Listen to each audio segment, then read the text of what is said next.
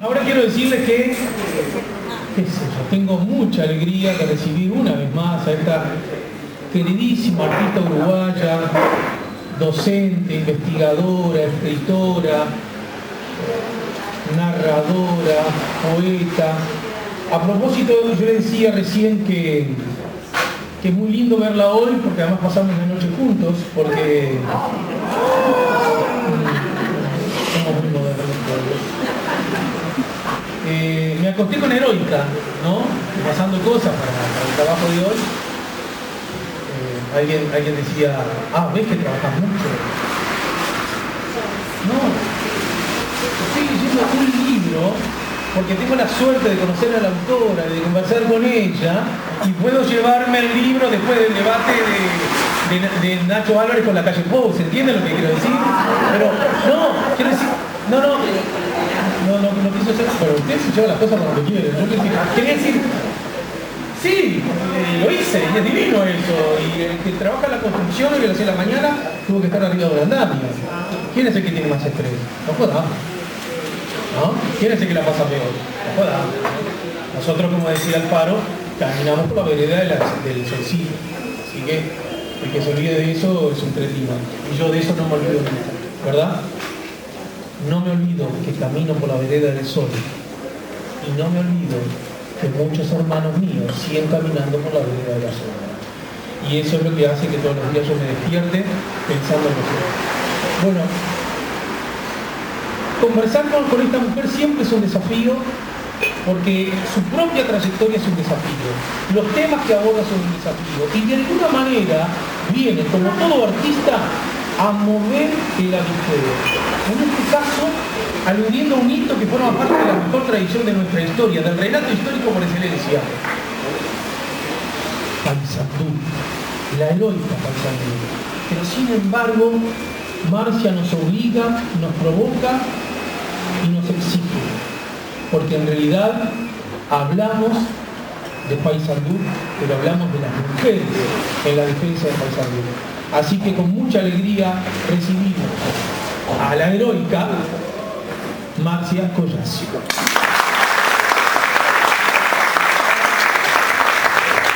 Muchas gracias. Bueno, qué decir. Empecemos por decir que, aunque yo lamenté también que Alejandro no pudiera estar en la presentación de Heroica, que se hizo en la Feria del Libro, bueno, acá estoy, así que seguimos por la vereda del sol. Qué lindo, ¿no? Que te hayas acordado además de Alfaro, ese librito. Fue tan importante, porque hay muchas personalidades y pensadores de nuestro país, y pensadoras, que son muy importantes para nosotros. Y yo no digo que siempre los tengamos que tener en cuenta, porque nos reventaría la cabeza. Es imposible. Pero de vez en cuando, darnos una vueltita, ¿no?, por la memoria es saludable, es necesario. Yo lo vivo haciendo, me doy una vueltita por la memoria. Por ejemplo, en mis artículos de Caras y Caretas, que yo los disfruto mucho al escribirlos, el otro día, en el último artículo hablé de Rousseau, justamente, ¿no? Bueno, a mí me encanta, como dijo Alejandro, mover el avispero. Y me parece que de eso se trata, porque si no movemos el avispero, nos repetimos, nos convertimos en una melodía, en un acorde. Además, teniendo en cuenta que tenemos tanto para mejorar en el mundo, tanto para mejorar en el mundo. Porque es cierto que en Uruguay, por lo menos, vivimos tanto razonablemente bien en general, si nos comparamos con el resto de América Latina y con grandes partes del mundo, y ojo, no solo del mundo triste, del mundo sufriente, también en Estados Unidos hay problemas insólitos, siendo como es el país más consumidor del mundo. Pero sí tendremos para mejorar día a día de nuestra vida, ¿no? Yo vengo descubriendo últimamente que el ser humano siempre va a ensalcer su razón, en su racionalidad, ¿no? Sí, siempre me deslumbré con aquello de Descartes, wow, la razón humana que nos diferencia del animal, pero que además nos hace a todos iguales. La razón humana es revolucionaria, porque nos empareja, porque todos la tenemos. El problema es cómo la usamos, si es que la usamos. Y me vengo dando cuenta en los últimos años que la usamos más bien poco. La usamos más bien poco. A veces está bien que no la usemos mucho, que digamos. Por ejemplo, con la racionalidad y con la lógica nadie nos va a explicar por qué amamos a alguien. Nunca, jamás. Pero para otras cosas es muy necesario. Y sin embargo la usamos tan poco. Y este libro trata un poquito de eso también. Este libro trata de un monstruo muy, muy grande, muy horrible. Y de un misterio muy grande y muy horrible. El monstruo es la guerra. El misterio es la muerte. Porque acá también se habla de que una cosa es la muerte por muerte. La muerte en una cama de viejo, o no de tan viejo, pero de una enfermedad. La muerte por la caída de un caballo. La muerte incluso en un lance de pulpería de esta época. Pero la muerte sistemática de miles de personas. El aniquilamiento de una ciudad entera que no era un fuerte militar, que era una ciudad en la cual la gente revolvió el puchero todos los días. Eso es muy horrible, eso es muy monstruoso. Eso es la guerra. Y por ahí le hago decir a la protagonista en un momento, ahí ya hay una, la guerra, ¿cómo es que dice? Todo, la guerra lo mata todo menos a la misma guerra. La guerra lo mata todo menos a la misma guerra. Y es así, ¿no? Tal vez por eso es tan escalofriante y no tiene nada de racional. Y entonces uno a veces, sobre todo cuando yo era una chiquilina que me recibí de profesora de historia a los 22 años, yo tenía muchas ilusiones, yo creía muchas cosas que ella no creo, pero hay cosas en las que sigo creyendo fervientemente, aunque de otra manera, no con aquella ingenuidad. Y yo creía que más o menos, ¿no? El sentido de ilustración me lo llegué a creer. De que según cuanto más progreso, más felicidad. Y después me di cuenta que hay que ver a qué le llamamos progreso y a qué le llamamos felicidad. Entonces, este tema yo lo tengo en mí de hace muchísimo tiempo. ¿Qué tema? ¿A Paysandú? El de Paysandú, desde hace muchísimo tiempo. Por algo le puse a mi hijo menor Leandro. Le puse Leandro por Leandro Gómez. Y siempre se lo dije. Mi Leandro, que hoy vive en Francia.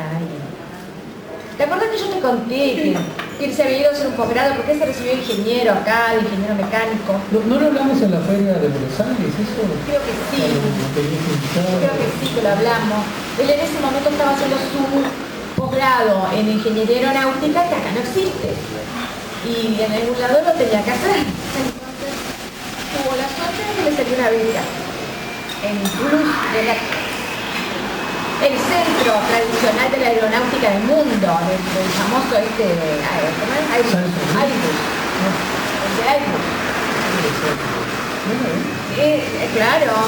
Claro, o sea, en el superior estudió en esa escuela, El escritor que el aviador, ¿no? Sí. Y bueno, y entonces él se fue, ahora se casó y vive con su mujer en Toulouse. Y llegó otro derrotero, pero yo siempre le digo lo mismo, no te me encocores, ni te me creas. Leandro, porque además de que yo soy tu madre y te voy a emparejar si te me encocorás, por muy ingeniero que seas,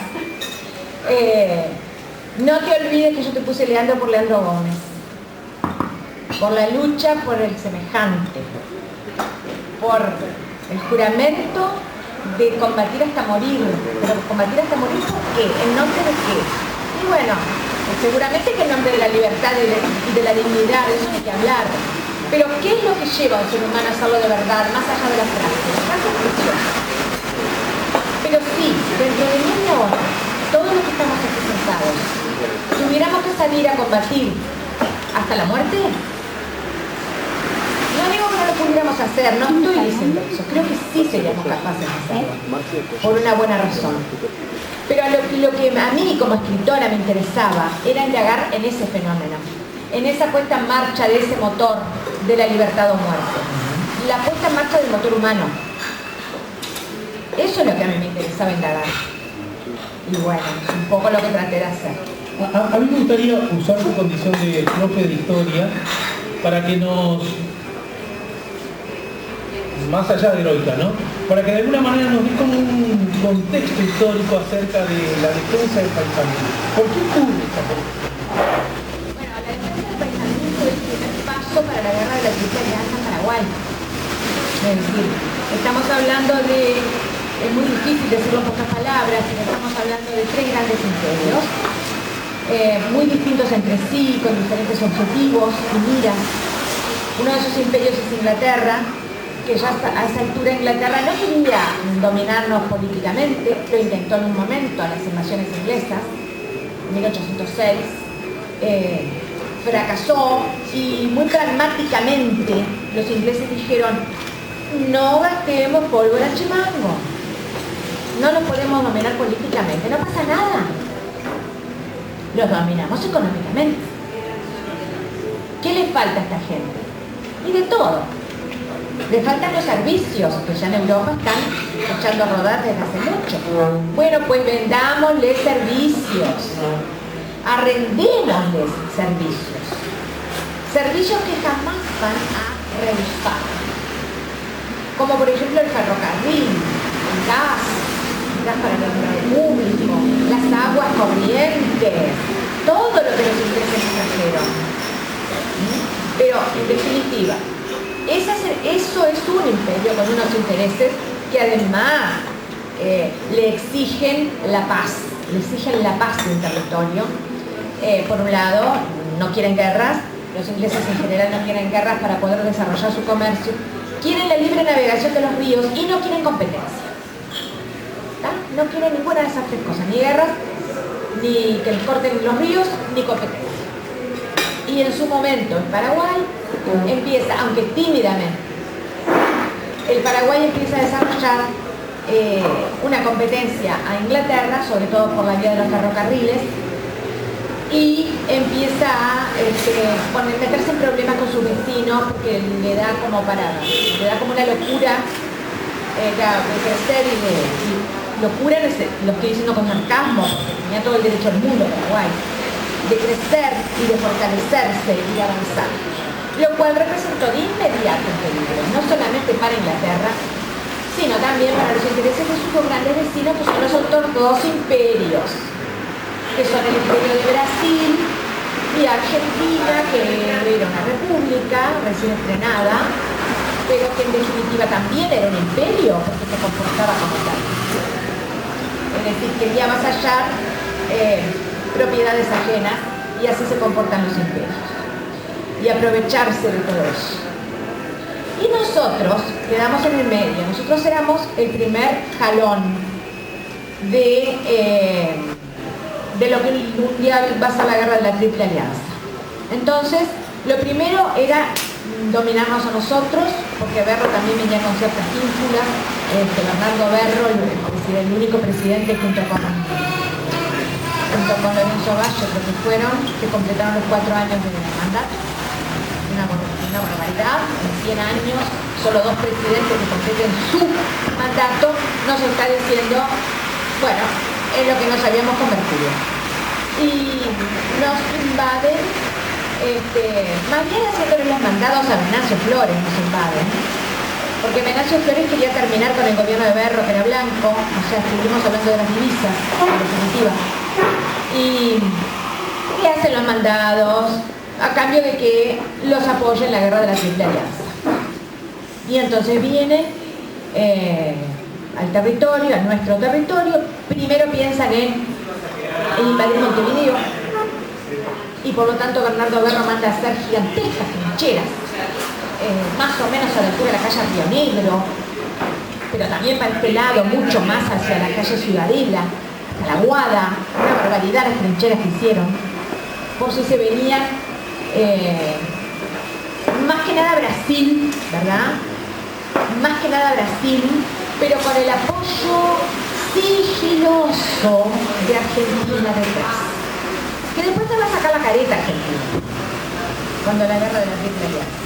Pero aquí como que acto de violencia sea medio disimulado Bartolomé Mitre. Quiere decir que son tres grandes protagonistas, son Bartolomé Mitre por Argentina, Pedro II por Brasil. Pedro II, no se vayan a creer que jamás ensució ni una uña del dedo meñique, vivía en París, para hacer una idea, vivía en París. Pero mandaba a sus esbirros que estaban muy bien, pero muy bien entrenados. Y bueno, Inglaterra que decía ser observadora, había tres grandes países observadores, entre comillas, que eran España, Francia y Inglaterra. Observadores de una masacre, en la cual quedaron impávidos. Y los brasileños fueron los que sí se despacharon a fondo y trajeron unos 14 barcos de guerra. Y llegaron a congregar a 15.000 hombres armados con lo mejor que había en el mundo contra una ciudad sin murallas, en la que a gatas se contaron 1.040, 1.060 defensores. Entre ellos 46 mujeres relevadas ya por la historiografía, lo cual, bueno, por lo menos dentro de tanta escasez de reconocimiento de género, hay que decir que por lo menos ya habían sido relevados. Ya habían sido relevados. De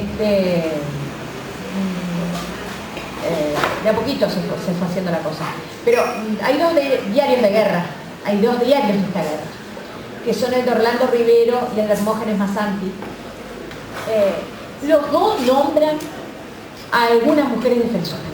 Ya ellos las nombran.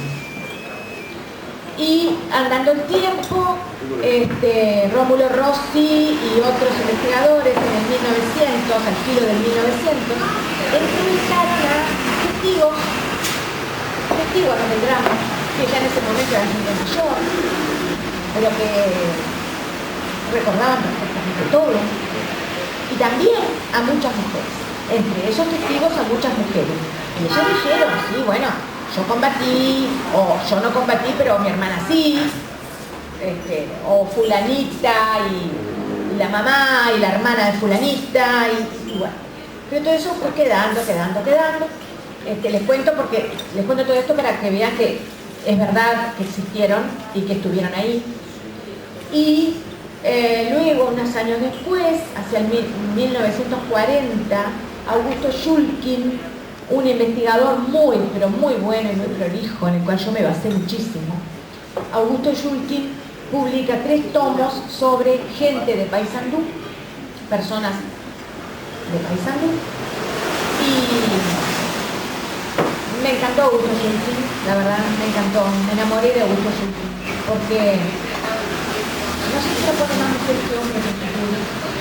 Es un reconocimiento tan extraordinario a las mujeres sanduceras, a las familias, a las matronas, como las llama él. Pero además, con fotos. Se molestó en ir casa por casa y puso las fotografías. Y si no fuera por Augusto Shulkin, yo no habría podido conocer a la mitad de ellas. Y no habría podido, más allá de no solo enterarme de sus historias, no habría podido proyectar sus imágenes como lo hice el día de la presentación. ¿Cuándo este asunto, Marcia querida, empezó a ganarte? ¿Cuándo se empezó a apoderar de vos? ¿Cuándo sentiste, sobre esto tengo que trabajar? En realidad fue cuando fui a Paysandú a presentar uno de mis libros, no me acuerdo cuál ahora, pero creo que recordarán de mí. Y estaba Alejandro Mesa, el profesor Alejandro Mesa, que era director de museos en ese momento. Y viene, bueno, me saluda, en fin, y me da un CD, y me dice, en este CD está sucintamente recolectada la historia de algunas mujeres de la vida.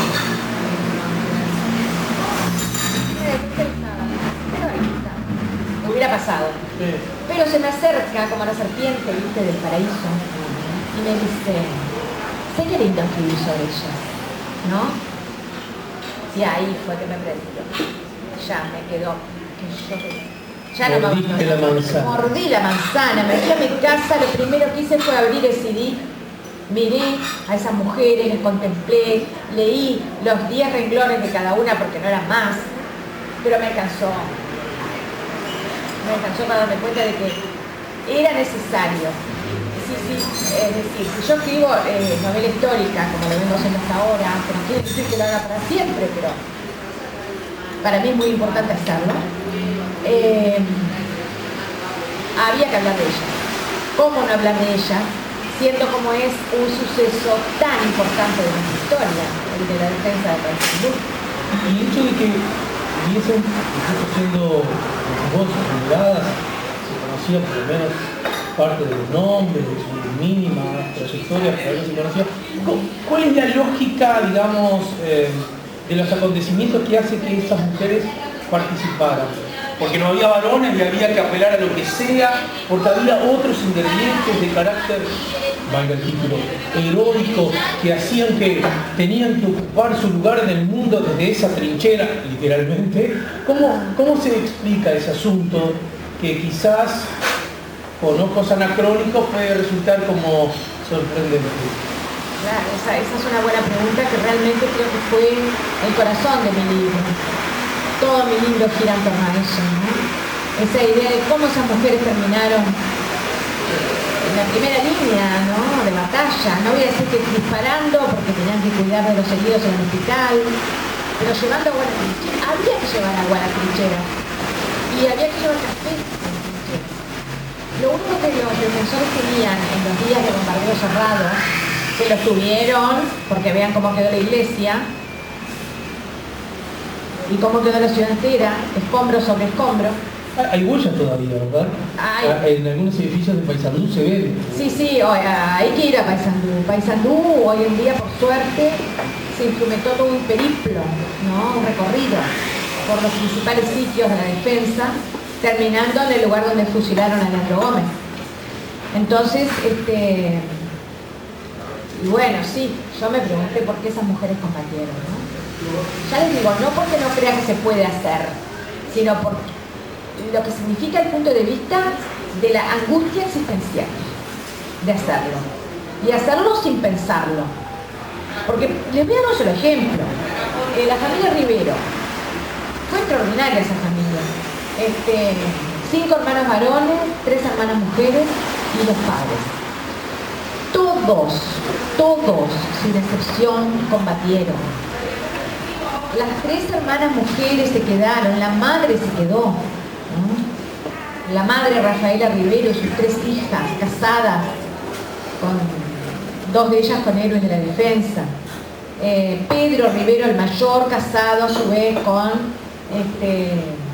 Josefa Catalá, que tuvo su papel también, porque bautizó el baluarte de la ley. El baluarte de la ley era una especie de torre no muy grande en la que se guardaba la pólvora de Santa Bárbara. Y se dan cuenta de este detalle, ¿no?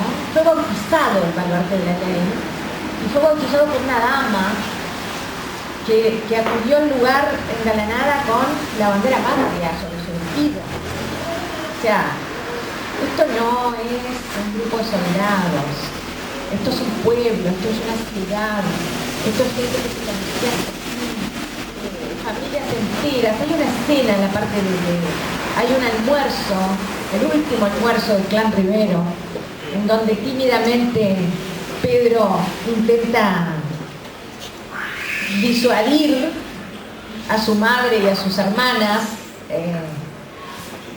mejor dicho, les dice: pierdan cuidado que ustedes van a quedar a salvo si esto se pone feo de veras. Y no sé si lo voy a encontrar. Y la madre, la matrona, le contesta algo así como que: pero tú qué te imaginas, yo me voy a mover de aquí. Claro, y fue así. No se movieron. A ver si mientras buscas, yo te leo esta pregunta que manda Tabaré, que tiene que ver con lo que estamos hablando. Siempre oí, equivocadamente veo, que las mujeres y niños se refugiaban en la isla de la Caridad. No, es verdad. ¿Cómo fue en realidad? Pregunta Tabaré. No, es verdad, claro. No se quedaron todas. La mayor parte se fueron. Bueno, claro. como resulta sensato entenderlo, ¿no? Sensato bueno, Pero no se fueron enseguida, ojo, ojo, Yo no sé cuántas mujeres se fueron. Vamos a poner, por decir cualquier cosa, que se fueron 900 mujeres con sus hijos, niños y ancianos que cuidaban, que tenían a cargo. Se fueron el 9 de diciembre. Se fueron el 9 de diciembre. Es decir, que tuvieron que soportar un bombardeo feroz que duraba 24 horas, que no daba tregua y que dejó hacia la ciudad y provocó muchos muertos. Todas, absolutamente todas, es decir, el 100% de las mujeres estaban ahí. Y tuvieron que ayudar y meter mano y arremangar. Y el 9 de diciembre sí, se dio una tregua para que salieran. Salieron muchas, algunas embarazadas, otras con sus niños pequeños, y unas pocas se quedaron. También los hombres, eran 1040 defensores, y bueno, yo qué sé, como 3000 se dieron a la fuga. Como 3000 hombres se dieron a la fuga antes de los acontecimientos. ¿Esos hombres eran soldados? Algunos eran soldados, poquísimos, poquísimos. La mayor parte era gente común y corriente, padres de familia, trabajadores, peones rurales, capataces, barraqueros, panaderos, dueños y dependientes de almacenes de ramos generales, curtidores, fabricantes de hornos de ladrillo, de ladrillo, ¿no? De ladrillos. Gente común y corriente. Es decir, realmente de formación militar había muy poca. Y la pusieron a esa gente en los puestos de dirección, en la oficialidad, Bueno, todavía no. A ver, déjame ver el libro. Te puedo hacer una pregunta. Dime. Hay una cosa que dijiste al pasar que me gustó para que lo desarrolles. Vos dijiste, ahora no me acuerdo bien lo que dice la protagonista. Sí. La protagonista, que en este caso les cuento a todos, es Micaela. Ahora quiero que me cuentes por qué elegiste Micaela, por qué Micaela te eligió a vos. Y también me gustaría que me cuentes por qué el formato de escribir una carta es el que te resultó satisfactorio como estrategia. Pero en todo caso, le pregunto a la creadora, más allá de Erolta, ¿hay un momento en que los personajes dicen, actúan, hablan con cierta, ¿cómo decirlo?, con cierta independencia de lo que vos decís, actuás y pensás? Bueno, supongo que sí, por lo menos ese es el desafío de todo escritor, me parece, el de lograr sacar algo nuevo, lograr sacar algo que no seas vos, que si bien parte en alguna medida de vos, te trasciende a vos como persona. Porque yo ya he dicho varias veces, ¿no? Una frase, el libro es más inteligente que su autor. Todo libro es más inteligente que su autor. Ustedes piensen en Shakespeare, en la cantidad de obras de Shakespeare que han sido representadas e interpretadas de todos los puntos de vista, incluso desde el psicoanálisis. Shakespeare, eso no lo previó, no podía preverlo. Por lo tanto, la obra de Shakespeare resultó ser más inteligente que Shakespeare, porque se prestó hasta para las indagaciones psicoanalíticas. Y creo que le pasa eso a todo escritor. Entonces, Mica, me pasó un poco con Mica, con la protagonista. Empezó siendo una chiquilina de 15 años, porque tiene 15 años cuando le escribe. Pero cuando le escribe la carta a Mica, es una mujer de 50 y pocos años, muy amargada, muy agresiva, muy áspera. Porque claro, cuando ustedes terminan de leer todo lo que le pasó, no era para menos que Mica fuera así. Pero Mica en ese sentido a mí me trascendió. Se me escapó por completo. Es una mujer que yo no me creo ser así como ella, por ejemplo. Una mujer muy áspera, muy amargada, muy peleada con la vida. Bueno, mira, queríamos hablar de vos, estamos notando un dato áspera. Pero pará, y de alguna manera, ¿cómo combina el creador, en este caso vos, de la novela histórica, pero además que venís de la formación histórica, ¿no es cierto? ¿Cómo combina, cómo dialogan, cómo amasan el necesario rigor de carácter histórico informativo con la obligatoria necesidad de la creación, de la invención, de la ficción? Y bueno, ese es el gran desafío, porque si no sería un libro de historia. Y como yo digo, yo no escribo libros de historia porque no los escribo, porque para eso están los historiadores. Tenemos muy buenos historiadores en el Uruguay, que nos hacen un favor inmenso justamente al investigar, ¿no? Y al ahondar en interpretaciones nuevas. Pero no olvidemos que la historia es una ciencia social, no es una ciencia exacta. Pero tiene, obviamente, la historia tiene su territorio, tiene su campo, tiene sus métodos. En cambio la novela no, la novela se inscribe en el gran género de las artes. Y las artes, creo yo que lo más importante de las artes es la libertad. Sin la libertad, el arte no existe. Sin el motor primigenio de la libertad, el arte no existe. Entonces, ahí está el gran desafío, ¿no? Lograr darle vida a unos personajes que no existieron, pero que de haber existido tal vez habrían pensado de esa manera porque hay una investigación histórica que de alguna manera los sostiene, una trama que los explica. Pero vos haces decir cosas desde las ficciones, justamente, ¿no? ¿Dónde, quiero decir, qué tanto yo después de haber leído Heroica puedo ir a conversar con mis amigos y decirles lo que pasa es que sucedió esto, esto y esto? Sí, podés hacerlo, claro que sí, podés hacerlo, porque de nuevo yo ahí, si bien no me ceñí estrictamente a, por ejemplo, Mario, viste que Mario escribió No robar a no botar un muerto, que era el mismo tema, que dicho sea el paso, yo tengo una entrañable amistad con Mario, y a él le encantó cuando se enteró que yo iba a escribir esta novela centrada en las mujeres. Y mirá lo que me dijo, dice: si me agarrás con 20 años menos, entre los dos escribimos La guerra de la Triple Alianza. ¿Y? Que hubiera sido.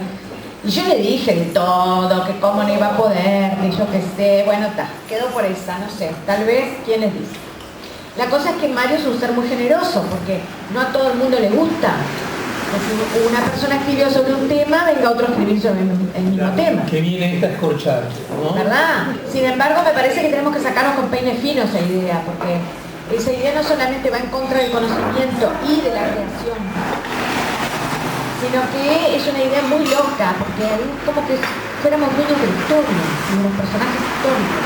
Y yo no soy dueña de nada, ni me importa, por favor.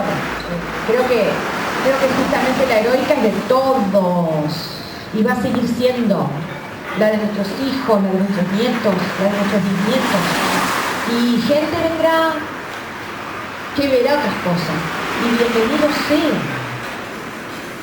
Y yo lo que quería ver era esto, estas 46 defensoras, que de alguna manera están mostradas a través de esa carta que escribe Mica a Mitre, a Bartolomé Mitre. Porque Mica había quedado tan mal que lo único que quería, Mica se había jurado matar a Mitre, a Pedro II y a Venancio Flores, miren. Era una cosa muy absurda, ¿no? Y se le murieron los dos primeros, se ganaron de mano.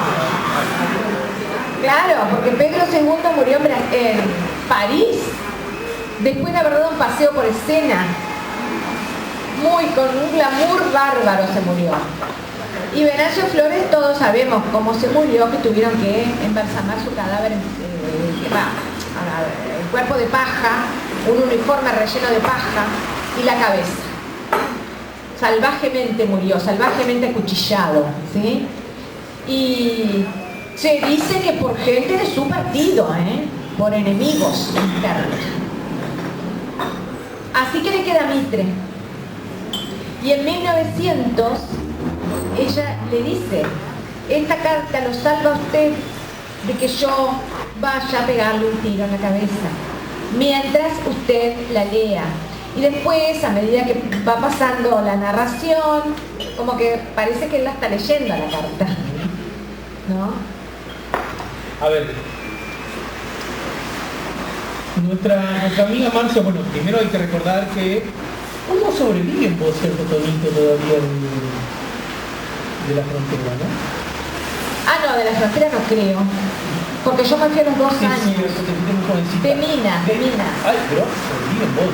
Sí, por supuesto. Hay un tonito minuano que nunca se pierde. ¿Y ese tonito es porque lo cultivás? Porque acá dura tanto. ¿Cuánto hace que lo dicen? Y bueno, puede ser. Que hay una forma de... del cordel que uno tira a la cuna para que ese... Puede ser, pero no te olvides que yo soy profesora también. Entonces, vos como actor me vas a entender. El profesor también va desarrollando un estilo de hablar. Va desarrollando una manera de modular la voz y ya está. Lo tengo incorporado. Cuando...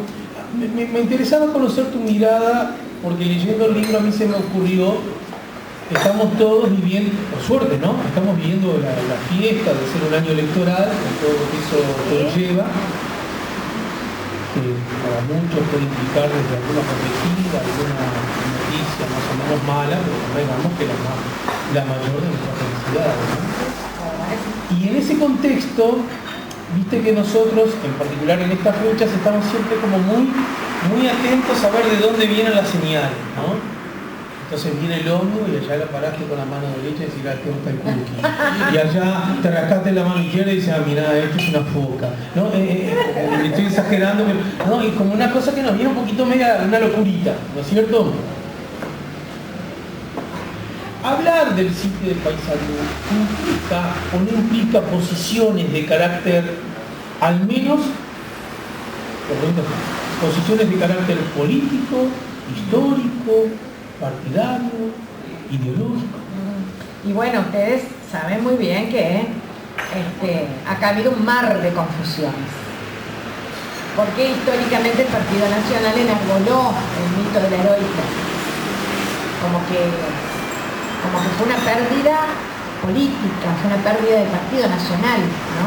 Pero no es así. Es decir, y tampoco creo que el Partido Nacional como tal lo haya hecho sin ciertas voces. Y eso en realidad es una confusión. Primero porque el Paysandú a ver, voy a decir las verdades primero, que yo creo que son verdades.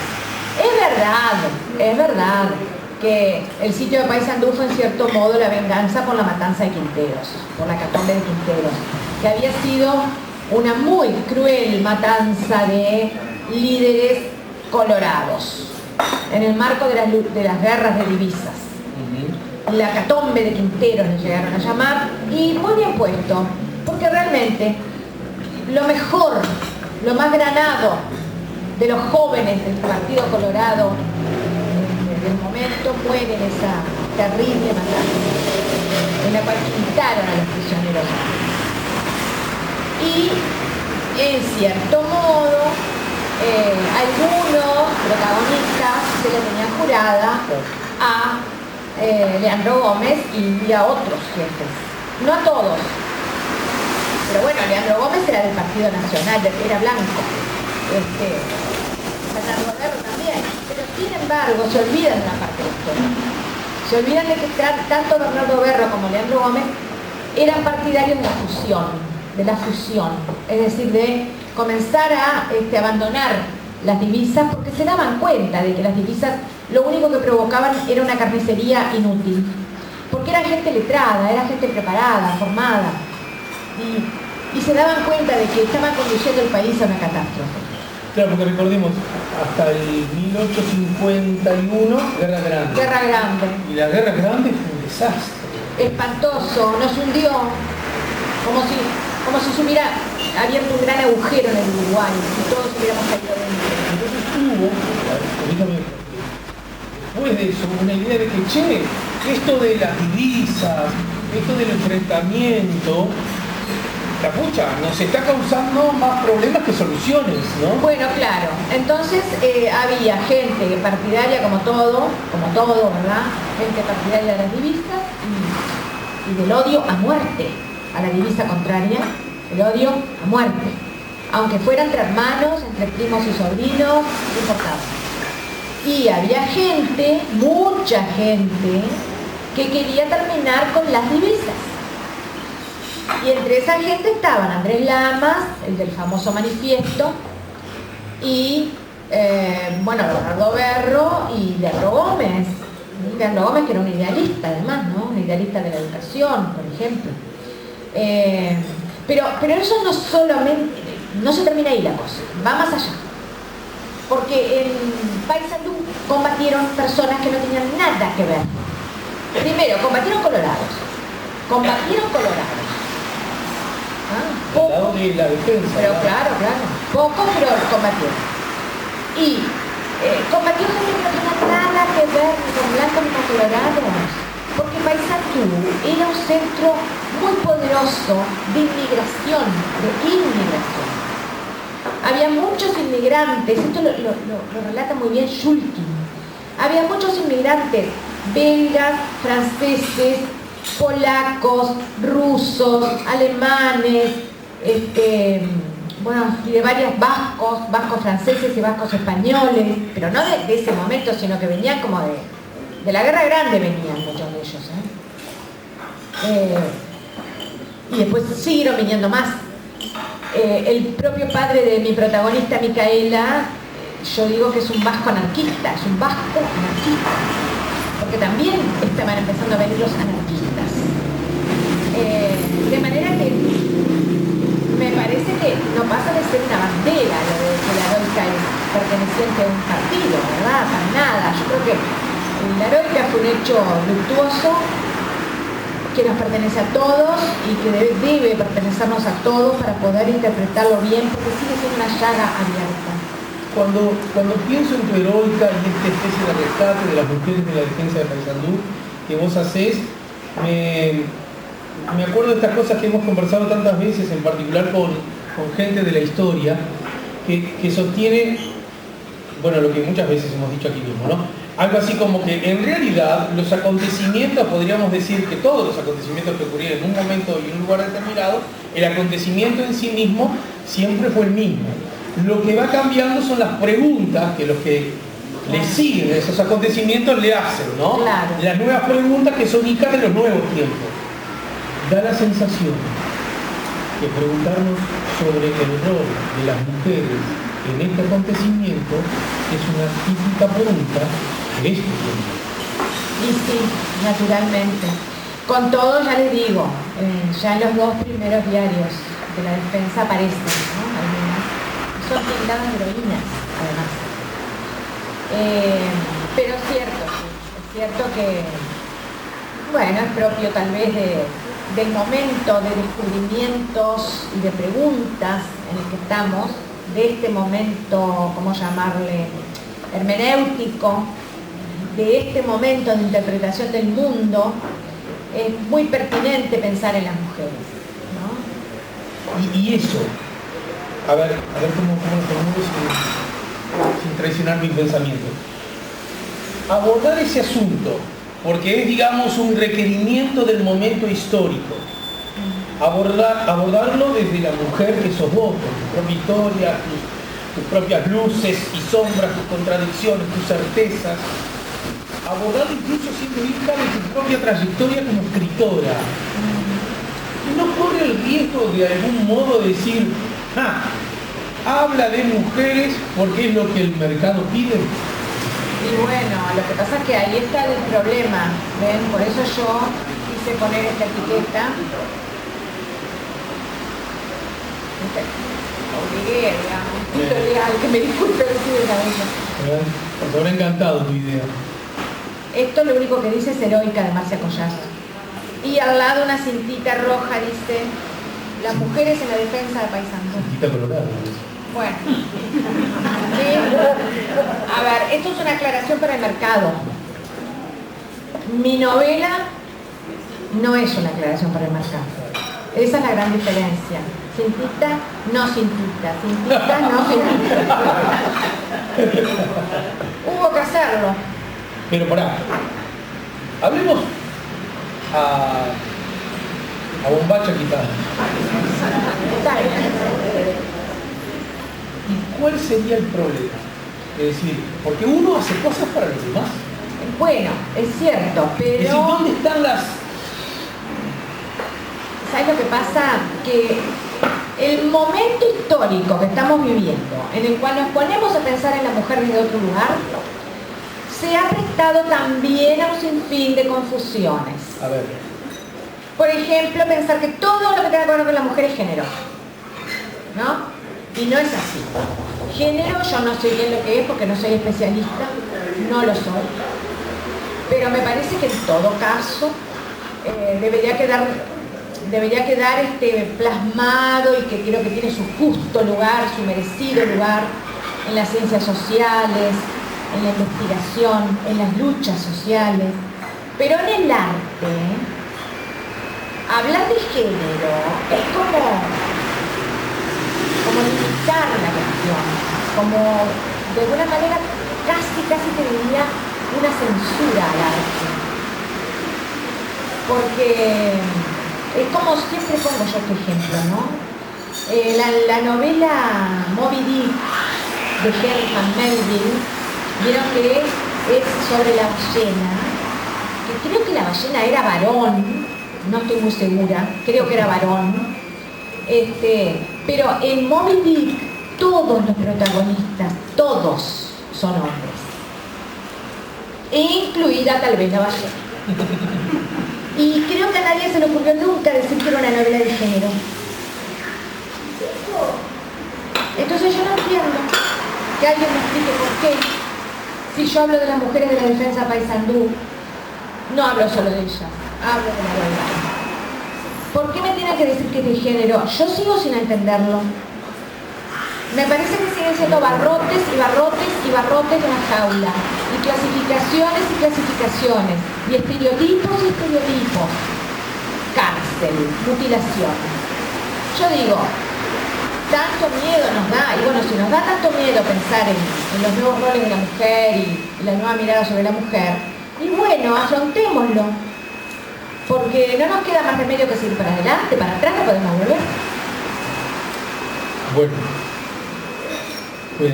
puede que haya gente que se ilusione con ese día, ¿no? Pero en todo caso, eso forma parte del universo personal que cada uno construye acerca del universo.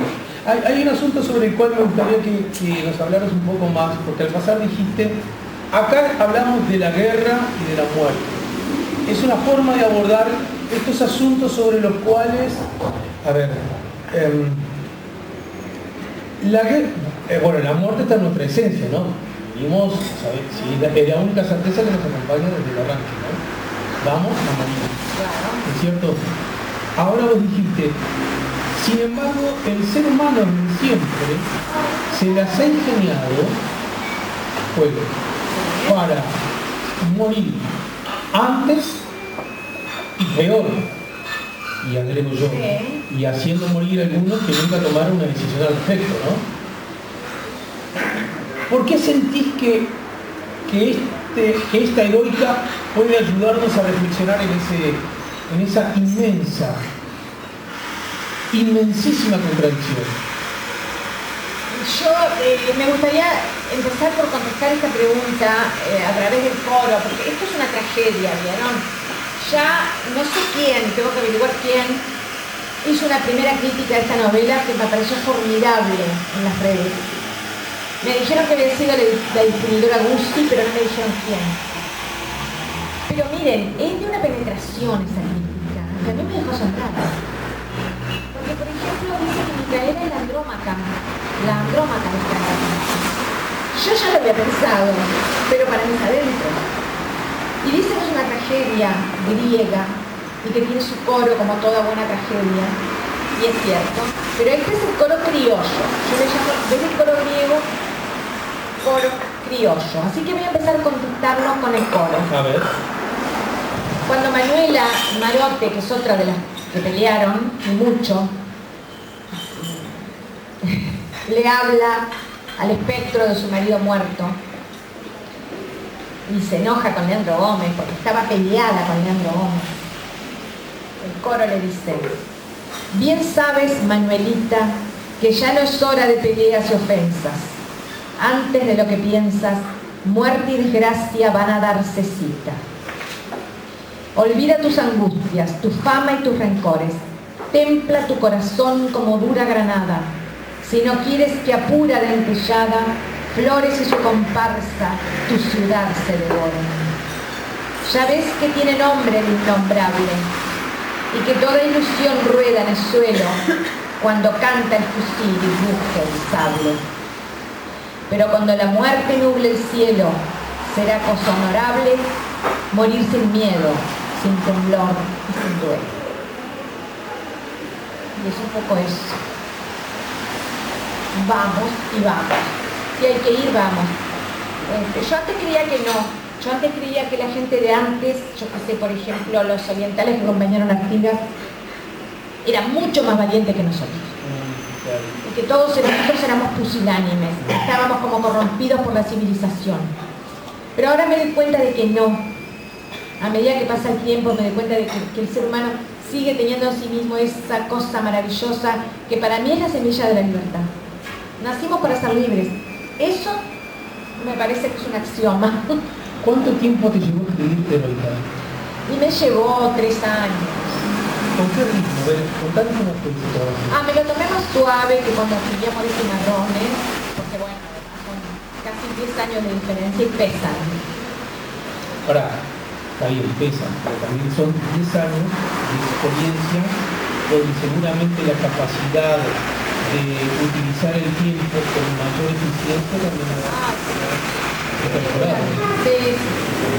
Bueno, la investigación histórica me llevó mucho, pero lo iba haciendo morosamente a mi ritmo. Y bueno, sí, después lo que más me costó fue crear la atmósfera literaria, crear la trama literaria. Me costó crear la trama literaria. Pero desde el primer momento apareció Micaela. Apareció desde el primer momento. Como solución, digamos, estratégica de cómo abordar el tema. Sí, porque apareció ella como protagonista. Entonces, todo empezó a girar ahí.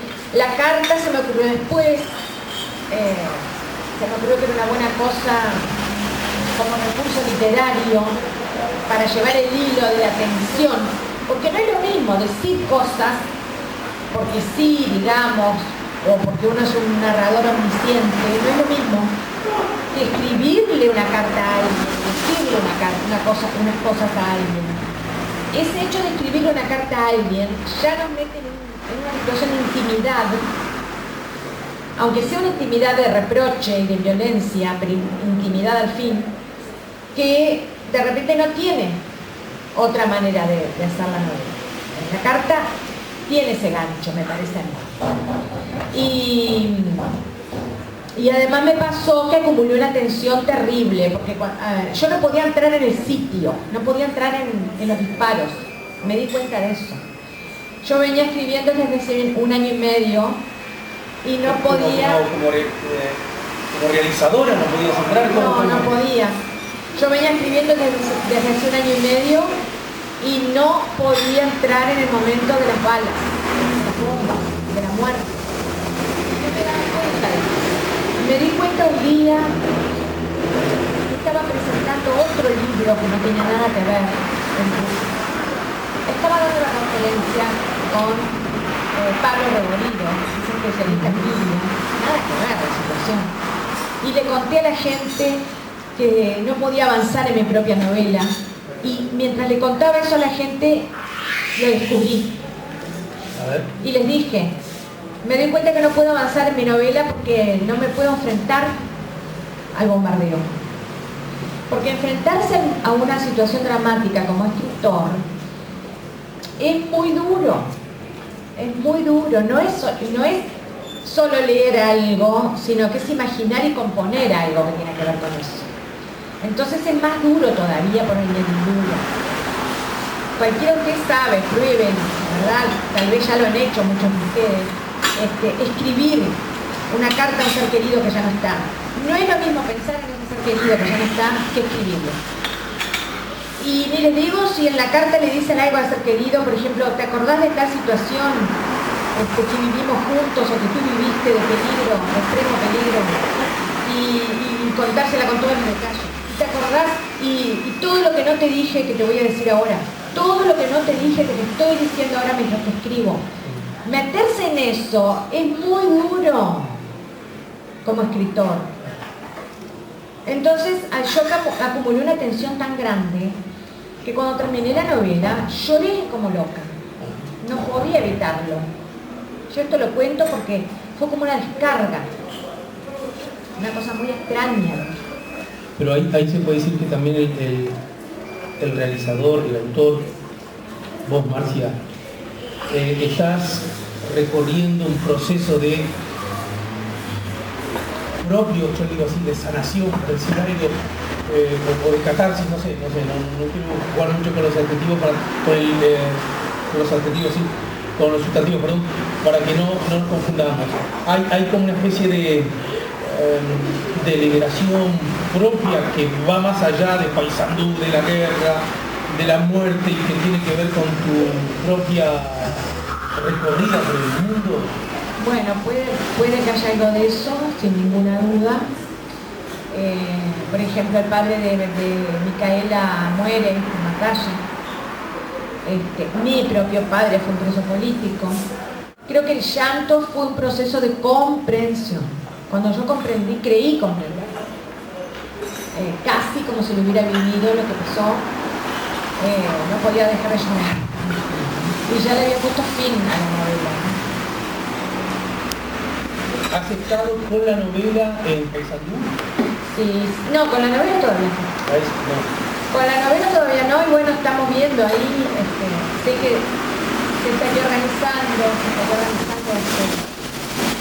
presentación, tal vez en ocasión de inaugurarse una biblioteca. Pero todavía no tengo fecha. Seguro que sí. ¿En qué momento escribías la novela? ¿Eras regular, así, espartana, organizada, o me viene la locura y No, yo soy muy organizada. Yo siempre le digo al que quiera escribir, el mejor consejo que le puedo dar es que escriba. Y yo he dado talleres literarios, este año tuve unos cuantos por el interior, talleres organizados por el Ministerio de Educación y Cultura. ¿Qué querés decir con eso que escribido? Claro, por ejemplo, yo tenía señoras que nunca en su vida habían escrito nada, pero que por algo estaban en ese taller. Y yo les decía, bueno, vamos a escribir sobre algo del entorno de ustedes. Y en Durazno me dijeron, vamos a escribir sobre el río Xi. Fenómeno, les dije, vamos a escribir sobre el río Xi. Recuerdos, cosas. Y una señora me dice, pero yo no escribí nunca en mi vida y no me sale nada. Y le dije, bueno, escriba eso primero. Y vos sabés que puso, no escribí nunca en mi vida y no me sale nada, y ya puso la coma. Claro. Entonces yo todos los días de mi vida escribía, así fuera 15 minutos. A veces lo único que hacía era corregir. Porque como les dije, no quería meterme en el sitio. Para mí meterme en el sitio era terrible. Entonces corregía hasta que un día dije, ¿y cuándo vas a pasar a la segunda parte? Y ahí, bueno, ahí me prendí y llegué hasta 10 horas diarias escribiendo, ¿no? Y cuando escribís sos de esas que no se te puede hablar, no te bañás, no te alimentás. En general las 48 horas últimas no hago nada de eso, ni me baño, ni como, ni... ¿Vieron que no era por tanto? Es cierto. No, porque hay como una cosa media de psicosis. De posesión ahí. Ay, ¿cómo no? A mí me pasó así. Yo le tenía que dar... un primo que hace lo mismo que vos, solo que no escribe. Le tenía que dar una lectura final, le tenía que dar un cierre a la novela. Entonces me la llevé para afuera, una bañita que yo tengo, que es mi remanso en el mundo. ¿Por dónde queda eso? En Bellavista. Bellavista de Maldonado. Y bueno, lo que tenía que hacer era leerla por milésima vez, pero ya con una coherencia de cabo a rabo o de punta a punta. No saben el trabajo que me dio. Y esas 48 horas no me bañé, te lo confieso. No podía hacer nada.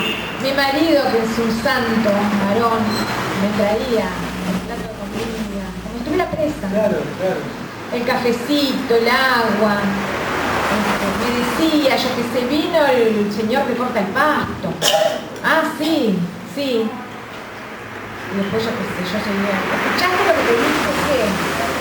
Y así. Pero Te quiere ese hombre, te quiere. la verdad que sí, yo soy una agradecida.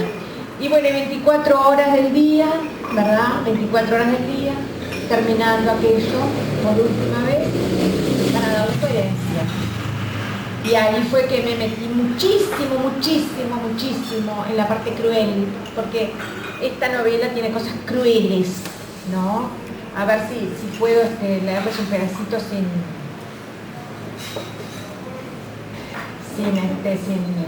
contar cosas, ¿no? Sin expoliar, como se dice ahora. Claro. ¿Cómo decíamos antes cuando Eri me contaba la película? Les voy a Me leer. cuentes, Florencia, no me No, cuentes. pero esto les puedo leer porque, bueno. Era todavía 1 de enero, señor Mitre, cuando caía sobre Paysandú una verdadera nevada de hierro. Una nevada negra, durísima y caliente, que se acumulaba en las veredas y al ras de las paredes. Formaba lomas en torno a los troncos de los árboles y rellenaba hondonadas y grietas de la calle.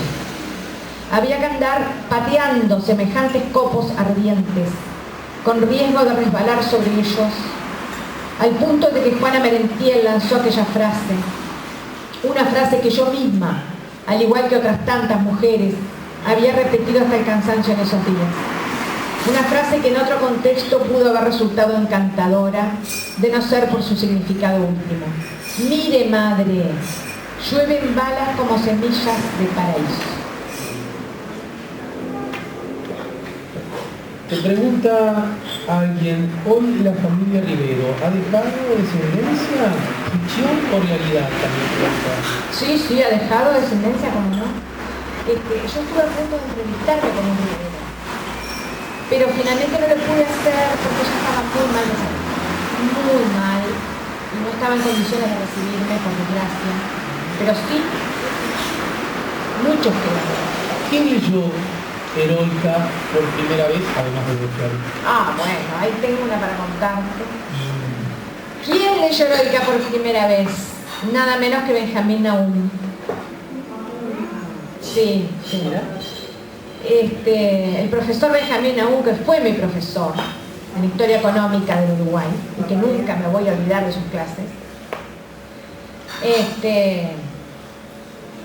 lo leyó antes de que se imprimiera. Leyó el borrador, el mamotreto impreso así, ¿no? Con el espiral, con el rulo. Y tengo su cartita guardada como una cartita que me escribió a mano, maravillosa. Y bueno, dos cosas que para mí fueron muy importantes. Una que le había resultado conmovedora. Decía, la leí hasta el final, cerré el libro y aún estoy conmovido. Y otra cosa que para mí es muy importante, no tengo nada que decir desde el punto de vista histórico, ni la menor observación. Así que la tengo ahí, la voy a cuadrar a la carta. ¿Qué estás escribiendo ahora, Marcia? Nada, no pienso escribir nada. ¿Hasta cuándo? Me ha revelado. No me digas que te estás bañando todos los días. Sí, entre otras cosas. Qué vida. No. Pero estoy descansando la mente y el cuerpo porque yo quedé derrumbada después de terminar esta novela. Tuve problemas de salud. ya está bien. Estoy mucho mejor porque el cansancio, el descanso me hizo bien. Pero quedé muy mal, muy agotada, y bueno, pagué las consecuencias. Pero ahora estoy mucho mejor. Y nada, estoy hecha, disculpadme la expresión, Mira. estoy hecha una torranta. No hago otra cosa que... Pasás echada, mija. Sí, señor. No hago otra cosa que escribir el artículo para Caras y Caretas, sí, está semanalmente. Y después me voy a la cabaña, agarro una asada, planto rosales. Convengamos, para que tampoco la gente se confunda, vos ya estás retirada de tus profesiones. No del todo, no del todo. No. ¿Podrías hacerlo? Ah, bueno, sí, espero pronto retirarme de mis profesiones y empezar a dedicarme a dos cosas que yo quiero mucho. Una, escribir, volver a escribir, porque bueno, es broma, pero ahora no estoy haciendo nada. Y mi hijo mayor me pregunta, curiosamente, ¿y no estás escribiendo nada? Y yo escribo ahora. No estoy escribiendo nada. Pero mis dos pasiones son escribir y abrir un taller literario, porque ya los he dado a lo largo de casi un año en el interior y la experiencia ha sido... ¿Pero te irías a Bellavista a vivir, por ejemplo, o no da para ver? No creo, ¿viste? No. Ya tanto no. Tanto como por irme a vivir, no, pero estar 3-4 días de la semana, sí. ¿Pero clases ahora no estás dando? No, porque ya te digo, yo quedé muy mal, pagué con mi cuerpo. ¿Pero volvés a dar clases? Sí, como no, sí. Pero espero retirarme pronto, jubilarme de la docencia. ¿Pero alguien se puede jubilar con 45 años? Ah, yo sí. Y él es divino, ¿vieron? Y quiero dar talleres literarios. Eso me gusta y ya lo he hecho igual. Las guerras, estamos en el final casi, las guerras son cruentas, terribles, sí, pero todas son, entre comillas, inútiles. Las guerras de liberación, las que conducen a la libertad, ¿no son acaso necesarias? Yo creo que ninguna guerra es necesaria, de por sí. En todo caso, como respuesta a algo. Pero en realidad yo creo que el gran problema del ser humano, ese mono astuto, vulnerable y a la vez poderoso de que venimos, es el que nos dicta las guerras. Entonces sería muy bueno que llegara el día en que pudiéramos decir que ninguna guerra es necesaria. ¿Cuándo cumplís años? 13 de marzo.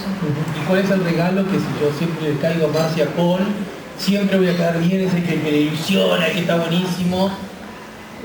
No sé. Un buen libro. No vale decir libro. Un perfume. Ahí Pero está. qué perfume, no sé. ¿Y qué perfume? Vive la vie. ¿Y llorás mucho o solo cuando terminás la novela? Soy medio llorona. Sos medio llorona. Sí. ¿Y llorás porque estás triste, porque te emociona justo ese No, momento? yo solo lloro cuando algo me emociona. O bueno, en este caso, por otro motivo, porque me quedé devastada. Y la prueba está, ¿no? Porque creo que llegué a una comprensión. ¿No? ¿Y la poesía no estás escribiendo nada de poesía? ¿No te viene a veces? No estoy escribiendo nada de poesía, porque de alguna forma yo la metí acá la poesía también. Y claro, fíjate que por ejemplo, en el coro criollo, nomás en el coro criollo hay poesía, pero hay en las, ¿cómo les puedo decir? En las imágenes, ¿verdad? En las metáforas, aunque trato de que no haya demasiadas, pero la hay. ¿No? Por ejemplo, acá fíjate, el rancho de las calaveras. Mucho antes de que amaneciera, el tercer día de diciembre se anunció en el rancho de las calaveras, con el repique de una campana batiendo bajo el agua. Nadie la sintió en honor de verdad, ni siquiera las calaveras, o mejor dicho, las osamentas de caballo que adornaban la pared de barro. La decoración se debía al capricho de su propietario, Eusebio Luna, esquilador y domador de Argentina, que antes de matarse mudar con destino desconocido, había querido inmortalizar de ese modo sus dos mejores animales.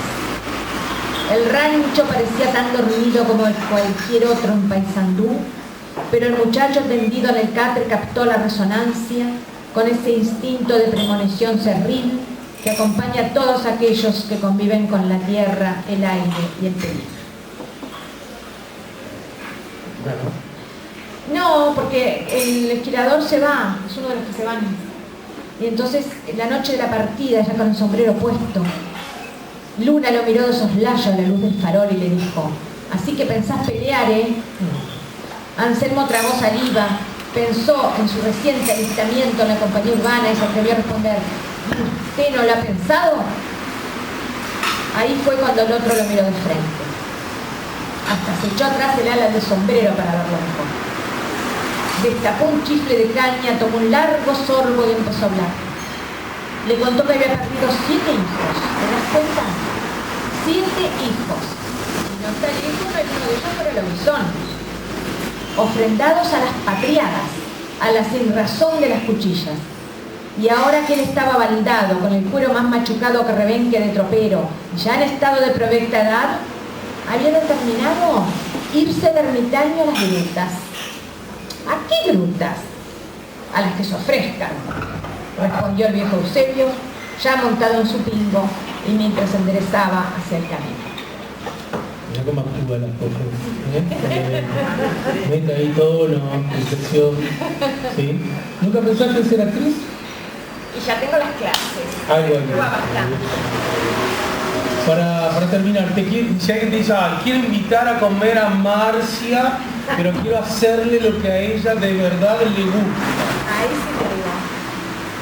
Pollo a la mostaza de Dijon, me encanta, al horno, con ensalada de lechuga, tomate, cebolla y otra de zanahoria rallada con pasas de uva. Bien. No vayan a invitar a Marcia, y no le vayan a hacer esto porque, ¿saben qué? Va a ser un lío porque no le gusta. Polenta. No, porque le daban a los perros en mi casa y se la tiraban así en la tierra, las ollas de polenta. Era una cosa que me daba pena por aquellos animales, la comían de la tierra la polenta. ¿Hay algo que estás leyendo ahora o ni siquiera? Sí, leo toda la vida, toda la vida. Y bueno, mira, estoy leyendo un libro de Toni Morrison, una de las ganadoras del Nobel, Toni Morrison. Estoy terminando de leer La semilla de la bruja de Margaret Atwood, otra notable escritora canadiense. Y me aparté para volver a leer Tennessee Williams, un escritor norteamericano, cuentos. Bueno, muchas gracias por la vida. Bueno, por favor, gracias a todos por haber venido. Gracias, Fernanda. Muchas gracias.